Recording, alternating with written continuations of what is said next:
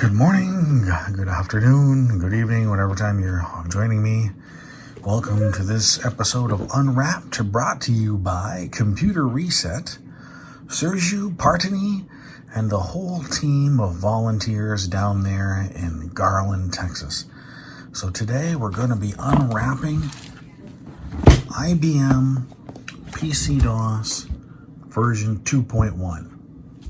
Now this happens to be my preferred version of DOS for the PC and the XT because it has the smallest memory footprint up until a certain point. Then, the memory footprint starts going the other way, because if you're one of those semantics people, I'm sure you're going to tell me that, DOS 5, DOS 6 with this and that, and we can get more conventional memory. Well, this is what I prefer to use. When you get into the AT and higher, I tend to stick around DOS 3.1, 3.2, or 3.3 until you get into the 386, 486 range. Then we can talk, higher versions. So, let me find my tool to open this thing. Because if you've been watching for a while, you know I like to leave the shrink wrap on as much as I can. So we're just going to use the tip of a toothpick.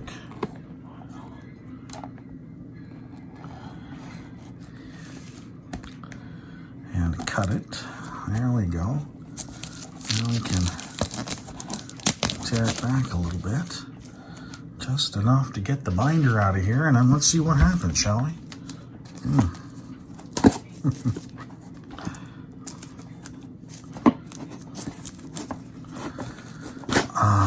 Fresh disk operating system. Nope, nothing left in there.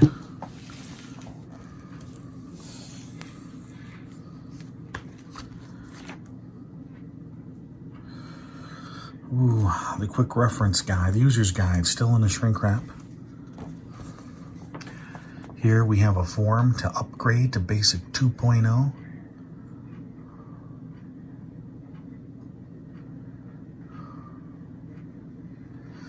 You think if we send this in, we'll get a response? Would be neat to try that, wouldn't it?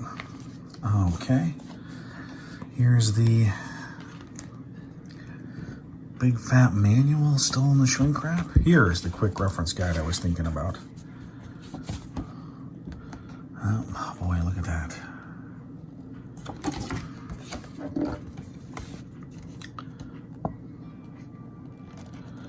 Okay. And then we have our original DOS disk, our original supplement disk, but it looks like the adhesive's starting to wear a little bit on it here. Yep. Well, that's okay though, right?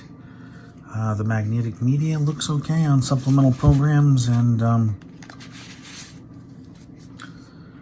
the DOS disk. So let's go ahead and get this stuff loaded in here. We'll put it in there. Let's open up the binder. We'll put our quick reference in here.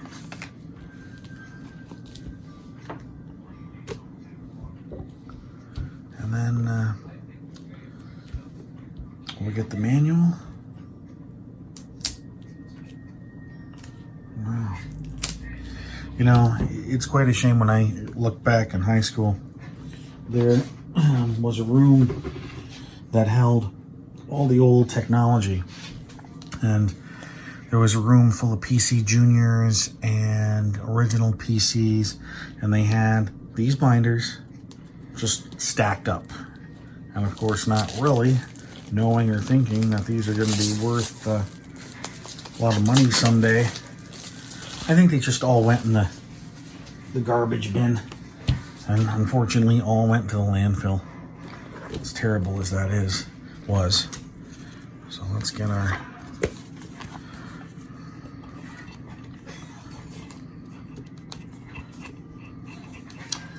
after we get everything put back together, we'll go upstairs to the lab and try it out. What we'll end up doing is we won't low level format the drive again, but we will format it, high level format it using fdisk and format command on this disk or the boot disk. We'll see what happens. We'll see what happens. I do got a also special surprise for you. Great way to get stuff from a modern machine onto an old machine, such as the 5150 we're going to be working on. I'm going to show you how to do that. So, all right. There's the original documentation. Nice and all smelling fresh. And now let's look at our user guide. It's still got the cardboard on it.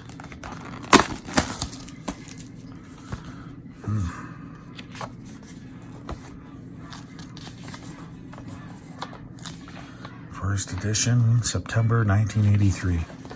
I was only 2 years old at the time.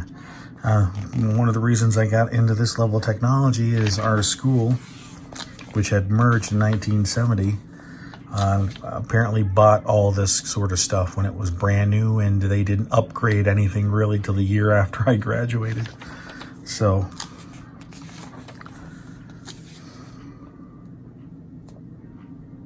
oh wow. I guess DOS reference, DOS user's guide, the reference card. Oh, so I guess I've got this in here all wrong. Not a big deal, right? Always loved the little graphics that they created for these manuals. Don't see a whole lot of that now these days, but I suppose the wonders of modern multimedia. You don't really need it, do you? Well, in that aspect, let me we'll put it in the right order according to IBM.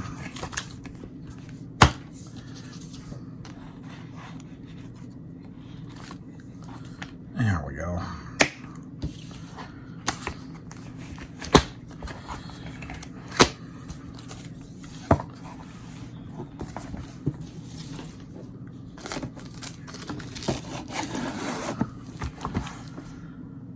All right, we're going to go up to the lab. We'll see you there.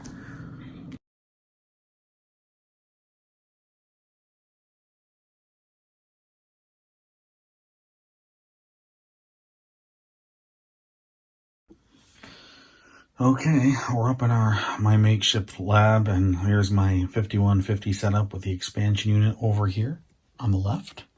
Two 20 meg hard disks and the Type 3 controller card. So I can appreciate it is not necessarily as stock as 100% purist might think, but that's not what we're doing today. We're going to do DOS 2.1 install.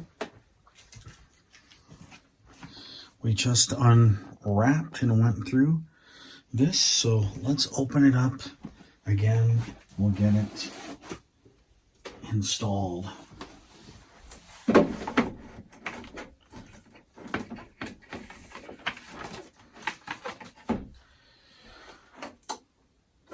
Yes, make sure I turn on power, right? Monitor, expansion unit, and system unit.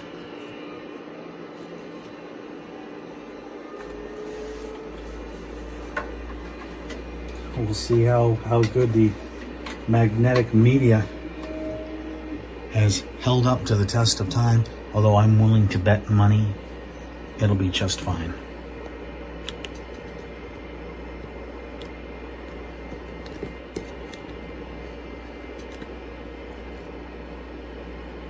And remind me to get a better tripod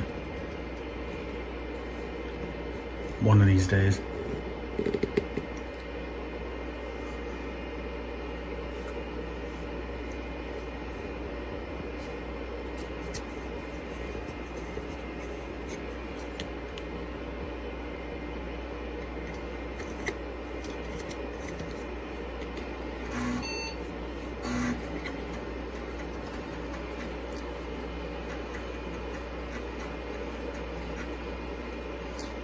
punching our date and time.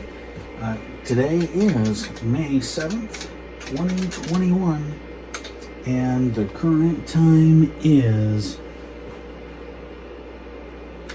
1740 hours Eastern time. Perfect. Let's F-disk.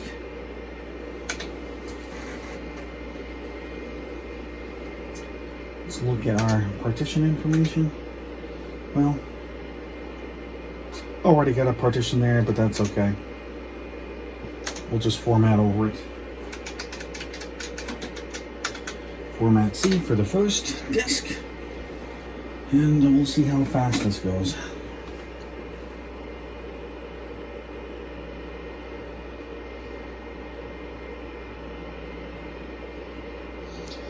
I do like in DOS 3 and above that you do get some indication of the progress it's making. You'd almost think that IBM or Microsoft would have put in a percentage here, but hey, it's still my favorite. We'll leave it at that.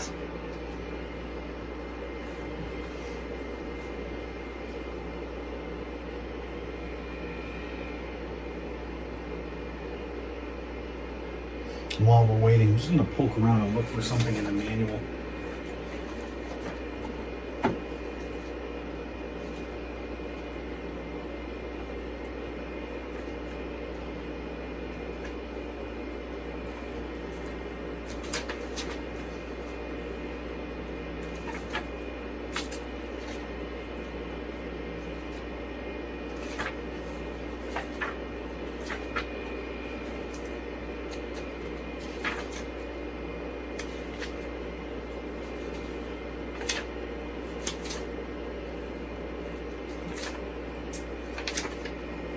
I guess I was looking for the select command, and I do remember it, but not enough to remember. Was it an OEM DOS type thing, you know, for Zenith data systems or other non-IBM DOSes, or did it just come later?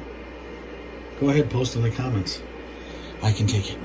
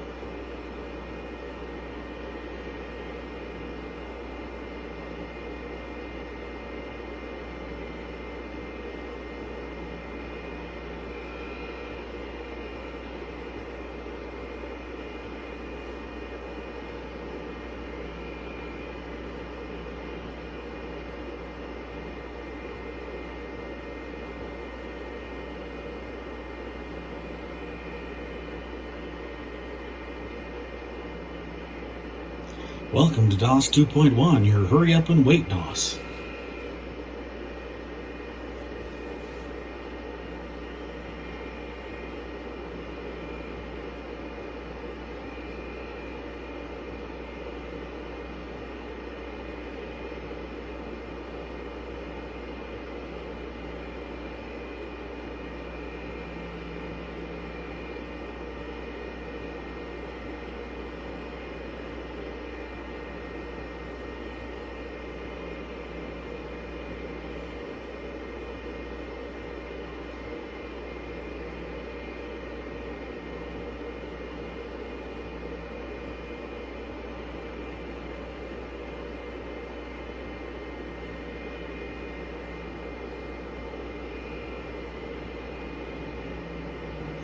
I guess while we're waiting and you watch is going to show me, you know, how silly I am. I often wondered how much it would mess with the timing of the 5150 if you connected multiple expansion units to the 5150 or even the 5160. And I realize that complete expansion units, particularly when you have the whole set, the extender card and the receiver card, that most collectors don't have all of those, and it has gotten to the point where there's a homebrew card. And if you happen to be watching, you'll have to excuse me, I forgot who you are, but there is a member of the Vintage Computer Federation forums who's working on it. So I think that's great for getting more expansion units back into service. So our drive is formatted. We're going to transfer the system to drive C.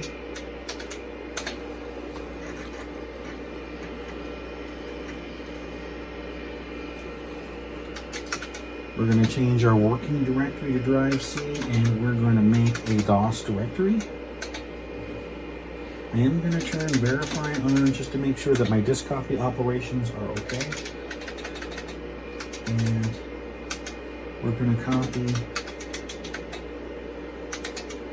everything off of A over into C DOS.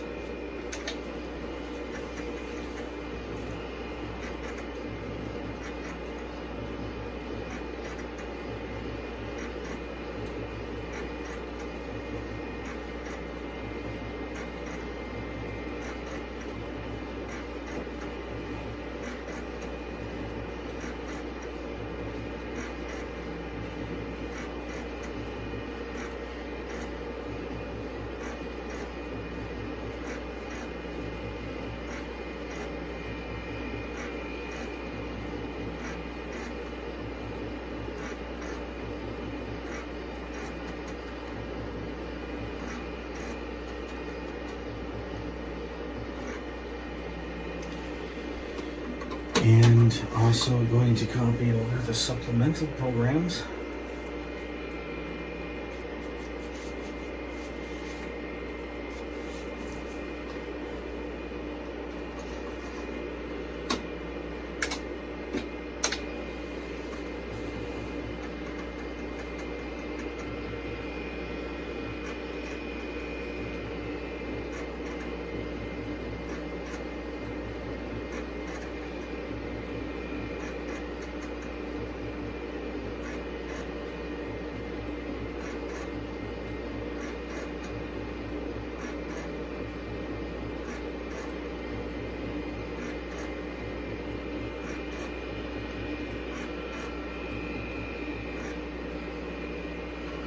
Oh, right.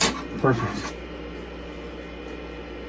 Now, one of the customizations that I like to do is have a custom auto exec, which will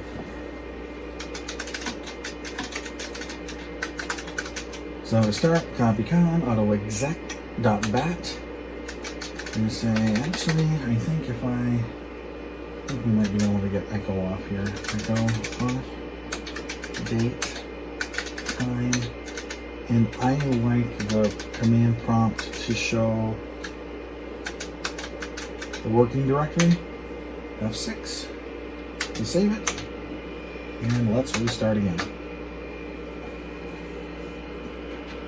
Oops, forgot about those.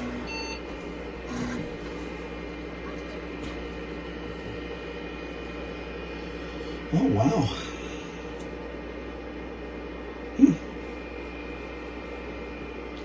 Well,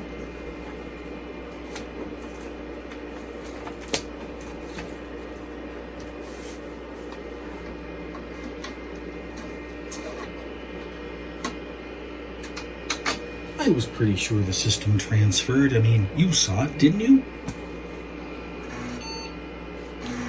It's not like I have an XT IDE in this thing, so that's not it.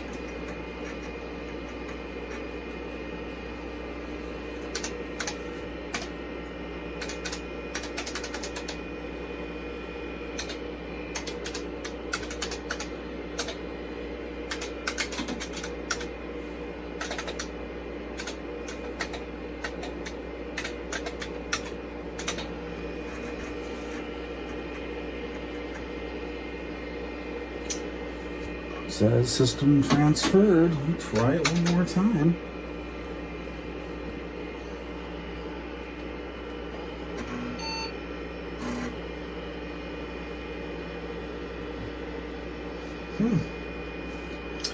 Well, we'll try my backup copy of the DOS disk I have. We'll see if that makes any difference.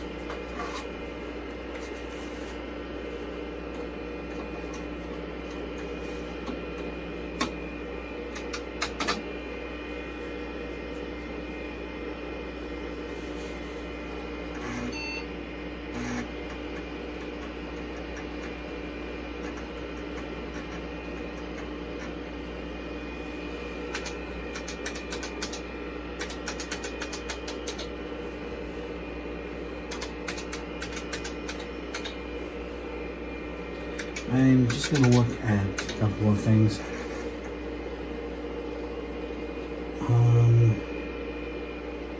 Just going to make sure that...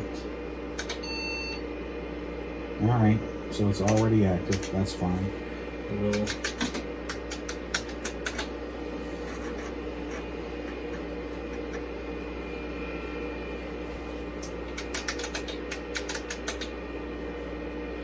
Oh. Okay. Well, that would certainly do it, right? We're going to copy.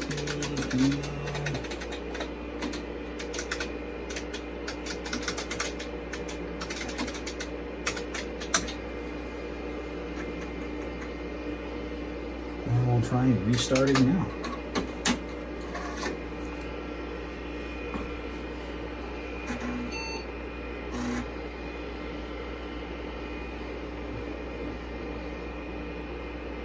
Oh, I guess echo off is not a command for this version of DOS, but that's okay. We'll rebuild our batch file.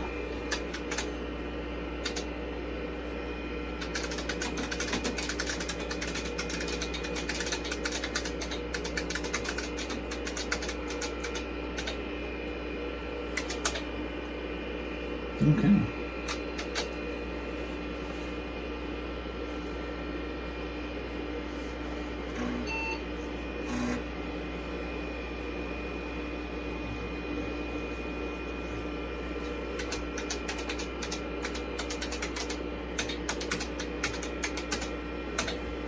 Perfect.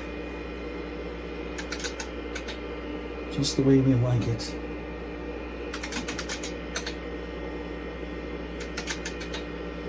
And there's all the stuff we copied, which is great. Absolutely phenomenal. So now I'm going to take a moment to show you that special thing. I want to thank Chuck over at Vintage Computer Forums, because he's the guy who originally helped me out with this. So usually if you're into retro computing, you end up having 3 computers. Well, we all know we have more than 3, but you have X, which is the retro computer that we're trying to get software onto. We have Y, which is usually the tweener or in-between computer, and then we have the modern machine. Well, one way to skip a tweener, and I have tested this, it works. Now if you can find one, hopefully you can find them cheap enough, is the Microsolutions Backpack drives. And there we are. Somehow the faceplate came off my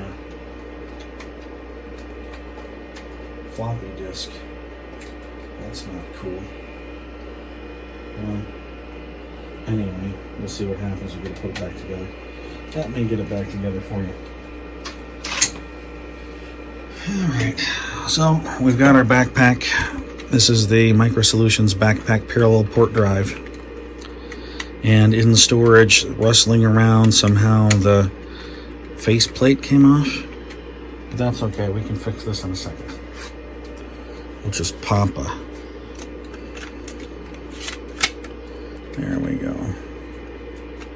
Does it work better now? Well, we'll see. That might need a little bit of work. Let me see if I can get that fixed here. So while I'm fidgeting with this, in addition to a parallel port backpack drive such as this, you'll also need a USB 3.5-inch disk drive. And I strongly recommend the D series module external floppy drive. It's also internal for the drive bay for the Dell Latitude series, the D series. Those drives are phenomenal. They seem to work with both 720K and 1.4 meg discs, which I think is great. So those USB floppies work with Windows 10. They work with Mac OS. And all you have to do is copy stuff onto them. So you're probably asking, well, then how do you connect your parallel port drive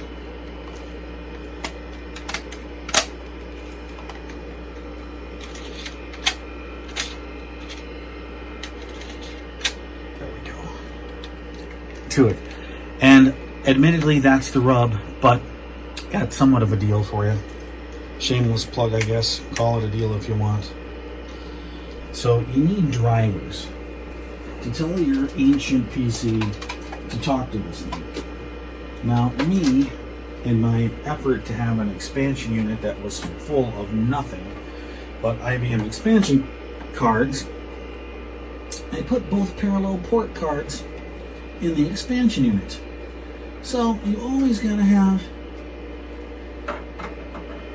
maybe I only got one parallel port card in here. But anyway, I put the parallel port card in the expansion unit. So I have to have the expansion unit running every time I want to do an operation with the backpack drive. Well, that's my fault. Hopefully you won't make the same mistake.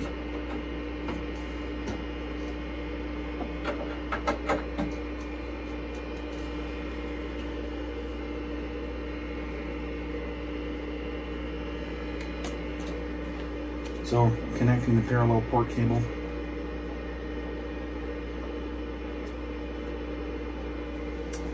And then we need power, of course. Now you can find these on eBay, but the price has gone through the roof recently. Like, as of May 7th, 2021, for a new old stock version, you're looking at $100+. Don't know if that's worth it enough, you know, for you or not.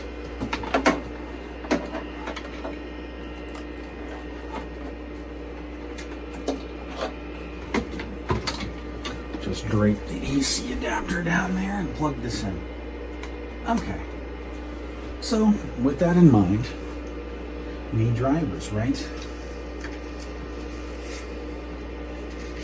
So, as I mentioned, thanks to Chuck over at VC Fed Forums, for a nominal fee, was able to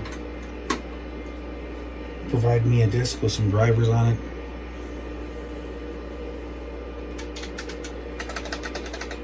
So if I go to the A drive and I see what's on this, all right, perfect. Couple of files. Back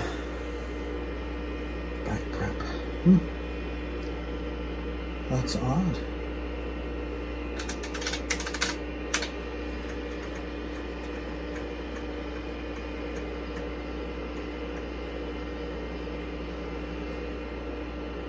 Okay, so apparently it's a newer version than I'm familiar with, but anyway, this will install the drivers for you.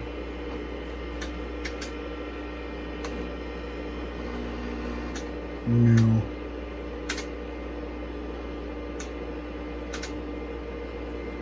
Well, close enough, I guess.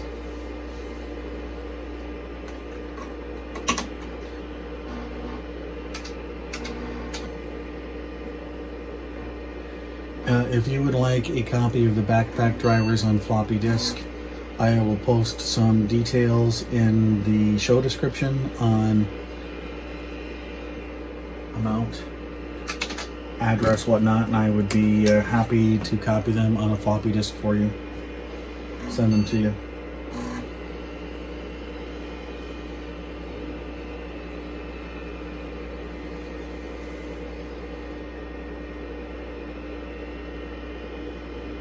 There we go.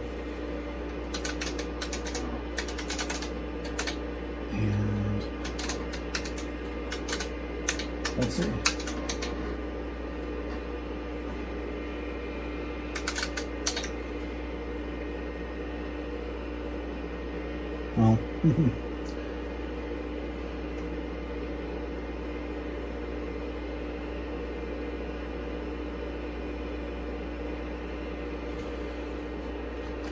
were just testing out my 3.5-inch disc for the Model 25. But I think I've got some other stuff on here we can try, right? Like for example, try this other disc here. We'll see if there's anything on that. Nope, nothing on there. Well, maybe we don't have anything. Let me check out this other disc here.